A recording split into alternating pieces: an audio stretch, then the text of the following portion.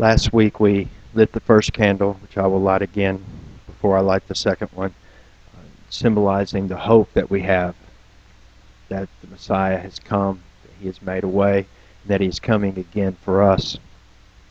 And different churches do it different ways. Different individuals and families who do Advent do it different ways. And so if you start looking through literature and on web pages and stuff, you'll find different meanings for the candles and the weeks. The one that I learned Advent on has the second candle meaning peace, and I really like that. As I mentioned last week, I got to learn about Advent and began participating with Advent through the chaplain service while I was in prison. And to have the second candle represent peace in a place where there is little to no peace ever, not even on Christmas Day, was a blessing. It was something important, and we all have so much going on. There's the Christmas list and all these things I've got to get done or buy or make or whatever before running out of time. And do I need to get this person this and that person this, and get everything decorated. I need to get this done over here and that done over there, and it's just so hectic, and we're running around, and people are on edge because they're trying to get things done, or they're trying to just make it through the holidays and the days. And it can seem like this season of peace has very little peace on earth. We've got Christians being killed all over the world. We've got wars. Some of us have family members deployed right now. There just doesn't seem to be a lot of peace. And if you look around, there's no reason for there to be. Mankind is messed up. This world is in shambles. And peace doesn't make sense. Anxiety makes sense. Frustration makes sense. Righteous indignation makes sense. Anger makes sense. Peace doesn't make much sense. That's why the peace that comes through relationship with God is called the peace that passes understanding, because it doesn't make sense. Everything's going wrong, but we're okay because of relationship with the Father. Because Christ came. Because the prophecies from the Old Testament about the Messiah were true.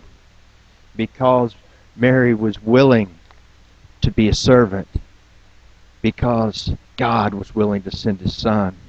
Because Jesus was willing to come. Because He was able to live it the way we never could and never can, so that He could die the perfect sacrifice for us. Because of that sacrifice that followed the birth, we can have peace regardless of the circumstances, regardless of the situations, regardless of how much we have to do, regardless of who's against us, what's going on around, where we're at. There is peace available through our relationship with God.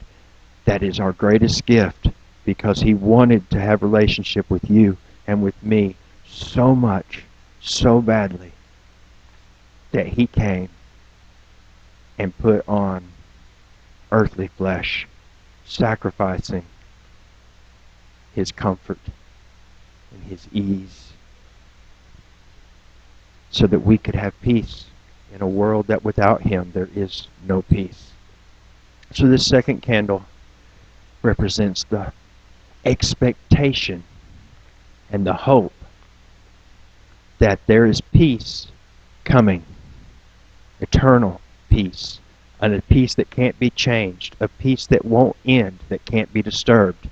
But even more than that, because that's nice, but there's peace available right now, today, for each and every one of us.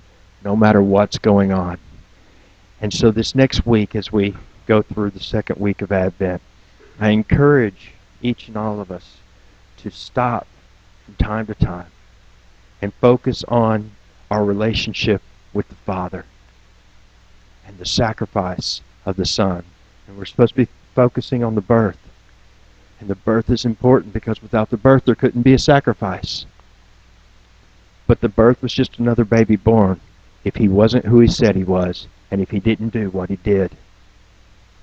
So let's focus on what he did and what it means to us so that we can have a little peace. And when things get a little crazy and a little hectic and you want to throttle that person at Walmart who just stepped in front of you and grabbed that last thing that you needed to get for your whatever,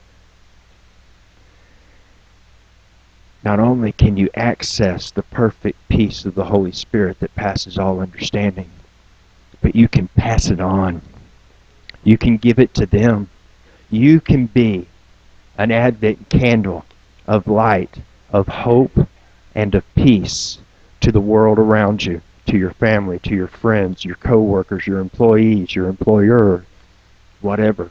Everybody you come in contact with, you can be a little light of hope and peace in a world that needs both.